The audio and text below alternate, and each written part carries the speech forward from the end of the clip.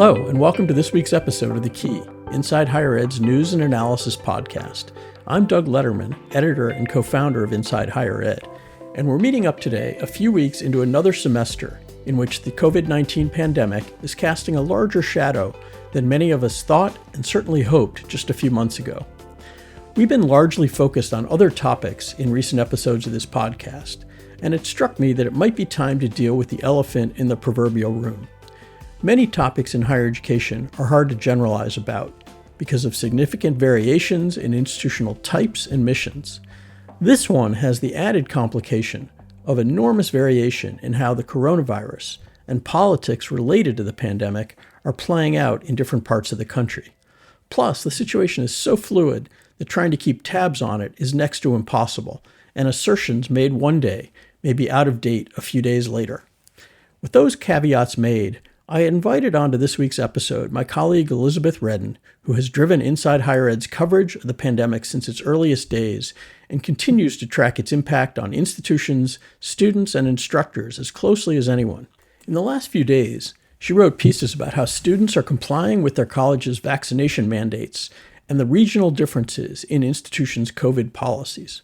We'll dig into those and other topics in the conversation ahead as we try to make sense of how the pandemic is affecting higher education now and is likely to shape it going forward. First, though, a word from D2L, which is supporting today's episode. This episode of The Key is sponsored by D2L Brightspace, the LMS partner for top institutions around the world. D2L is a global leader with a cloud-based platform that is easy, flexible, and smart. See how you can level up your LMS at www.d2l.com. Now on to my discussion with Elizabeth Redden, senior reporter at Inside Higher Ed. She's been a core member of our editorial team since 2006 and has unexpectedly added the global pandemic to her areas of expertise alongside such topics as international higher education and religion. Elizabeth, welcome to The Key and thanks for joining us. Thanks for having me. So I'd love to give listeners a little peek behind the curtain at how we work. How have you approached trying to cover the pandemic's effects on higher education, given the many strands that it entails and how varied the effects are on different groups of constituents within higher education and on different types of colleges and universities? It's a big, broad terrain to cover. It's a very good question. I mean, especially in the early days, it felt quite overwhelming because you could write virtually any story would be a pandemic story. You know, every aspect of university life was impacted by the pandemic. You know, university museums, libraries, research labs, professors' lives, careers, students. You know, everything was a pandemic story. Everything is still a pandemic story to some degree, and the impacts did vary. And continue to vary significantly across campuses, across different student groups, the degree to which different groups are personally being affected by the pandemic and the trauma that it's causing really varies a lot across institutions, ways in which some of the bigger picture impacts are playing out in such a way that might provide a window for other institutions, might provide some insight, some examples. So I think certainly there's the deep dives of individual places with all the individual nuances, but a lot of increasingly, trend coverage as well, looking at some of the big picture trends, some of the big picture issues that colleges are grappling with across the board, issues like vaccine mandates, politicization of public health measures, the degree to which colleges are using online learning this fall versus in-person learning. And that does vary across institutional types, across regions. So really try in those sort of broader stories to get a good range of colleges of different types and from different geographical areas in the United States, even while realizing that any single story is always going to be a sampling, right? And pretending to comprehensiveness is not going to be helpful. Yeah, and that's something we struggle with, pretty constantly, but it's probably exacerbated like so many things by the pandemic.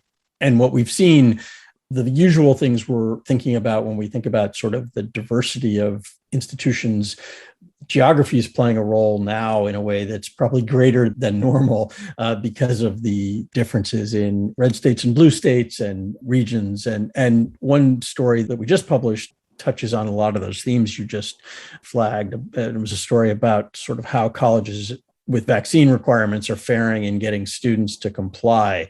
And that's evidence both of the sort of differences across different regions and of the fluidity that I talked about earlier in the introduction. Can you tell us a little bit about what you found in that pretty wide-ranging survey of institutions?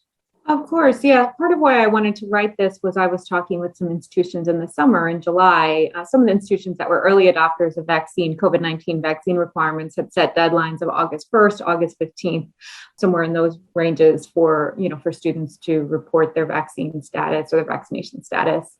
And, I was hearing some level of nervousness in the summer. The proportion of students who had reported at that point was fairly low.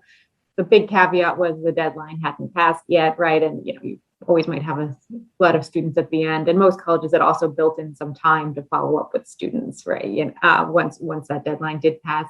But nevertheless, I think there was some nervousness. I mean, I don't think there was any question that the elite universities could get good compliance, but more tuition dependent, enrollment driven institutions, would they have significant numbers of students who say, no, thanks, I'm going to go elsewhere? And that doesn't seem to have come to pass. In the institutions I spoke with, they generally had fairly small numbers of students who did not comply at all, who just decided to take a leave of absence or not, or to take their classes online.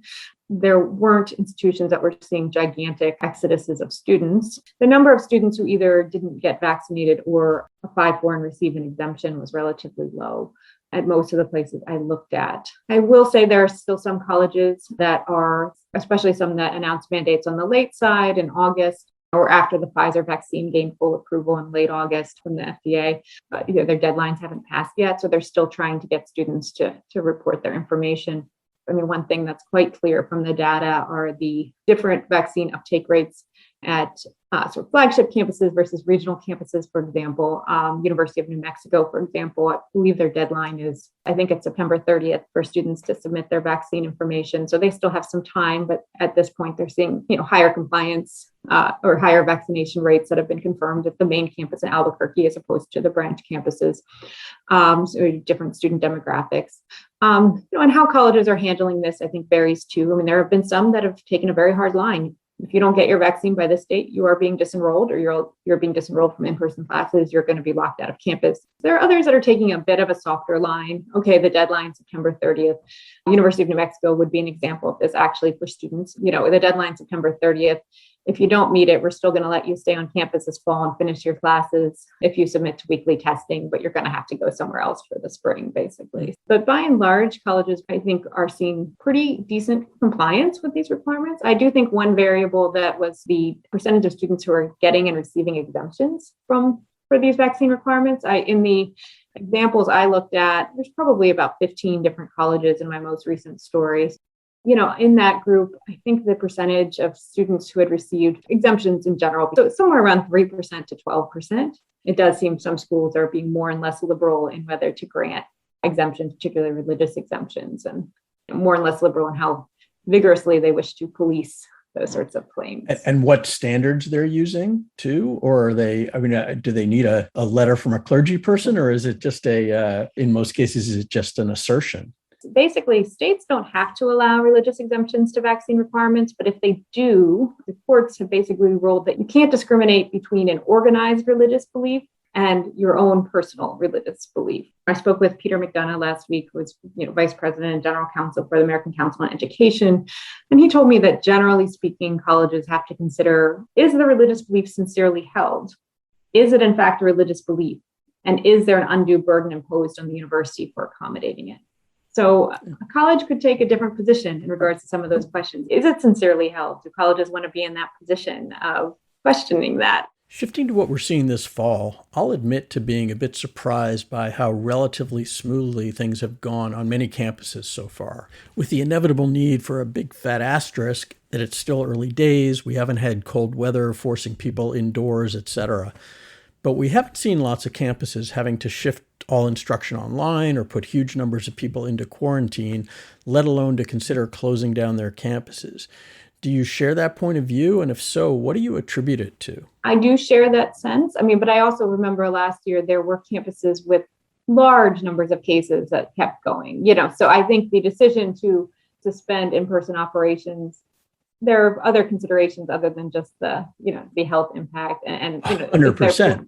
It's their political will to close an institution or close in-person learning, even if it we saw campuses close for much smaller numbers, or much smaller percentages, while other campuses kept going. Absolutely. So yes. So I think the fact that there's this kind of marching on. I think at this point in the pandemic, there is this strong sense of let's march on, let's continue on. This is to some degree our new normal now.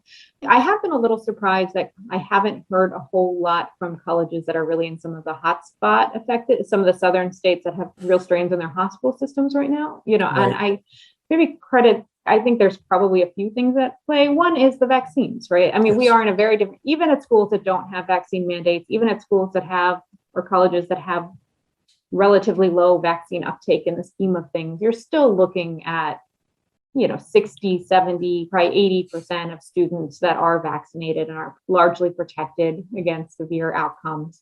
Add that to the protection many might already have just by virtue of age, although of course we know that's not perfect, but we do know in general traditional college age students, I should say, or have less severe outcomes. Their demands on hospitalizations are low. Faculty and staff vaccination rates are high, even at colleges that don't have vaccine mandates. I'm not sure I've done enough research to say this comprehensively, but I've seen 80+% even at places that aren't requiring vaccines. And there's a lot of support among higher ed professionals for vaccination, I think. And obviously the vaccine, you can still get it, but it makes you less likely to get it. It makes you less likely to spread it. And it certainly makes you far less likely to have severe outcomes. So I do think that obviously it's helping greatly. I also think too, some of it is what do we not know? Like, it's actually interesting. One of the schools that did partially flip online, it gave faculty the right to choose to teach online for 2 weeks with Duke University. And Duke has been one of the most aggressive colleges on testing, COVID-19 testing, since very early in the pandemic. And they have a highly vaccinated population. They have a vaccine mandate. At the time, at least that this happened, they were saying 98% of their students were vaccinated. And they had a pretty intensive surveillance testing program, and they turned up hundreds of cases, most of which were asymptomatic. So at a college that has less testing happening, they're not going to turn up those cases. So an asymptomatic case among a vaccinated individual, on the one hand, we know that person is far less likely to spread, but it's still not necessarily impossible they could spread to an unvaccinated member of the community. So I think that's part of it too. So that was how much information do we have and not have about the actual conditions of COVID on a campus. There was far more testing happening this year than this time last year, where there was virtually nothing other than this time last year. Colleges were starting to ramp up their surveillance testing operations around this time. But with the exception of, relatively small number of, very wealthy institutions, most had very little to no surveillance testing happening at this time last year. And, we're just doing symptomatic testing. So there's more of that happening this year, but still the amount of it is less. And then there's the question of how transparent they are to the outside world, which is another layer. You could have places that might be fairly well aware internally and are a little less transparent to the rest of the world. So no, I certainly don't want to make it sound like we've sailed through this. And again, it's not even, we're in the second half of September.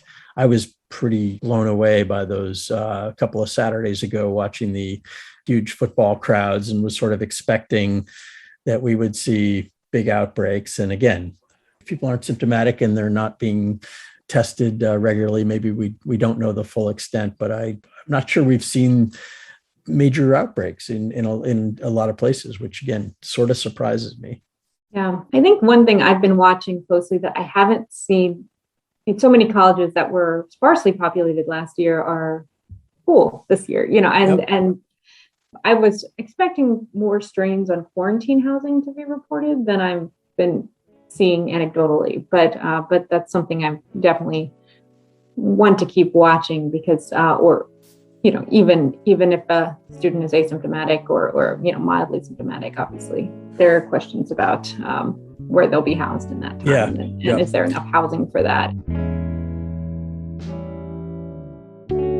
This episode is sponsored by D2L Brightspace, the easy, flexible, and smart choice for your LMS. With D2L's powerful learning analytics, top institutions create personalized experiences for every learner to deliver real results and can act in real time to get at-risk learners back on track. Discover how you can level up your LMS at www.d2l.com.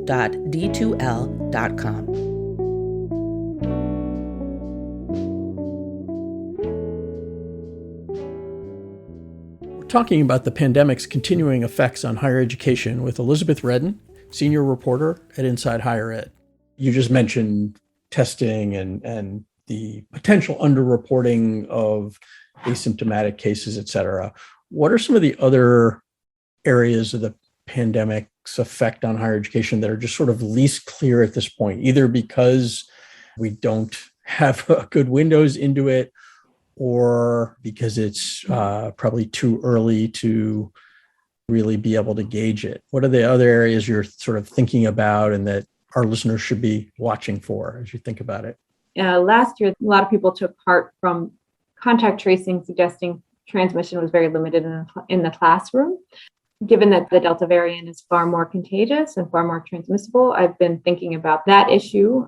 I think that also might be an area where there might be differences in colleges in terms of how aggressively they'll be doing that contact tracing. But I think that's certainly a question I have, is to what degree do some of the fundamentals that we came to almost see over and over again last year, are they questioned by what's essentially, in many ways, a very different virus than what we were encountering on campuses last year? I think certainly the impact on, enrollment and finances, I think, and how long this goes on, right? We're in this weird, somewhat back to normal a little bit, but not really. And residential life is still somewhat curbed, and we still have to wear masks inside, and we can't just hang out in the dining hall all day. And I just, how this impacts the student experience, the student learning experience, depending on how long it goes on, is a sort of muddling kind of normal, but not totally normal. Spring going to look a lot like this. I think that's going to have a lot of implications for just, how appealing a four-year residential college experience is and how much people want to go out of pocket for it. And I just think that's the question, what's sort of the end game here? What's the, there was a lot of hope the vaccines would bring an end to the pandemic, and obviously they're doing a great deal, but we're not where we wanted to be in May, I think, all of us.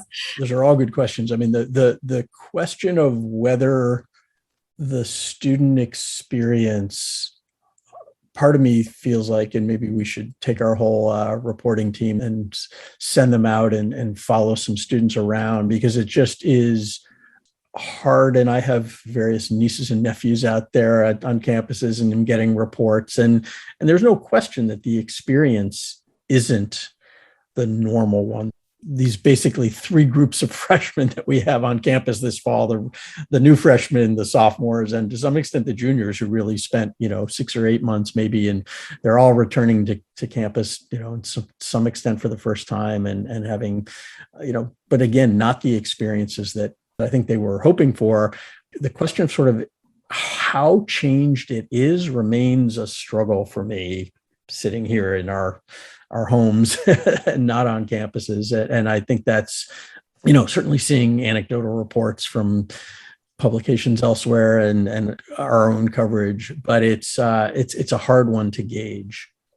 I agree. And I think it differs how changed it is by campuses. There are colleges that don't have mask mandates, that don't, and that life is continuing on. I mean, another question for me, a big picture question, a major theme in my reporting over the past few months has been, you mentioned earlier, Doug, the geographical differences and the political context differences. But this division of colleges between those who can implement vaccine requirements and mask requirements and are free to do so, compared to those that cannot, either by state law or Mississippi. The other day, it was reported that the higher ed board there blocked Mississippi universities from having vaccine mandates. I mean, especially as, obviously vaccine requirements are not new for universities. I have them for mumps, meningitis, all sorts of things. So measles. So, especially as COVID hopefully as the pandemic recedes and widely viewed that this is going to become, an endemic virus that we live with,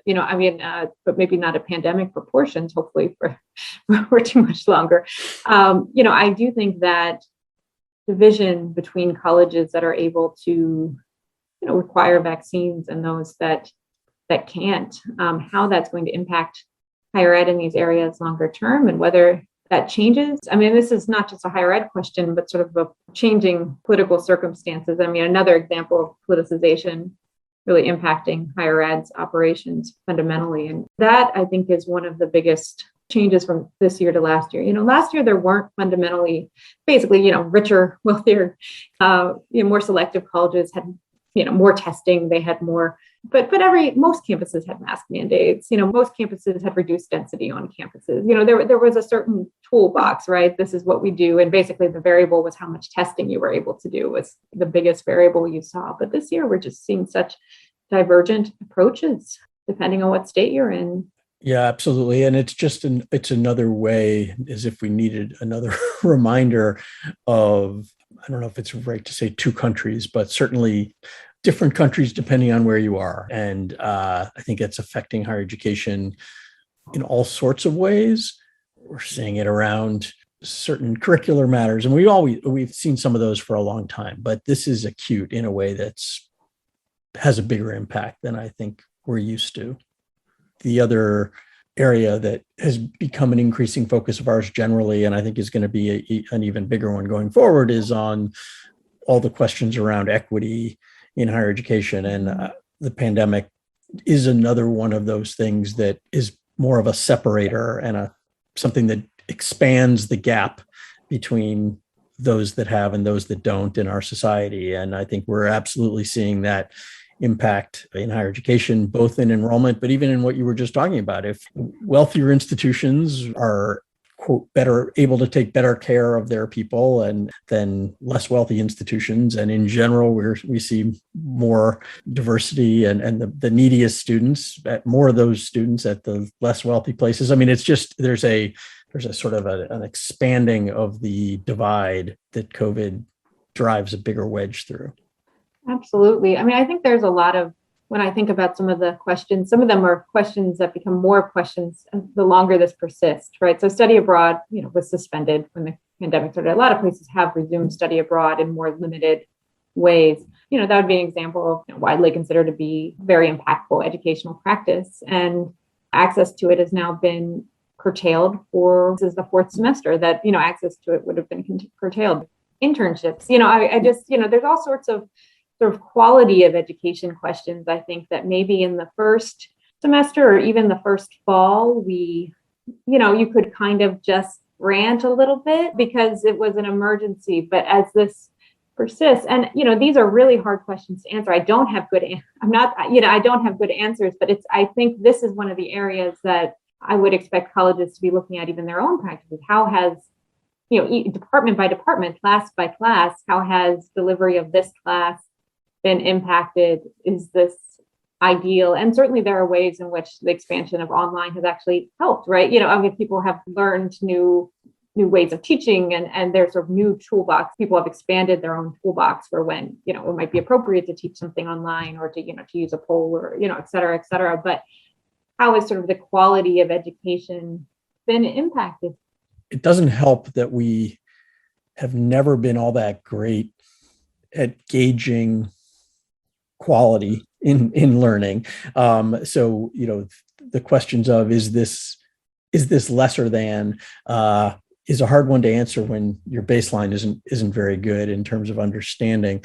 The other phenomenon that we've seen that I think is absolutely fascinating is that to the extent that, and this is greatly oversimplifying, but in the past, to the extent that we've had administrators in general being more interested in technologically delivered instruction and faculty members less so.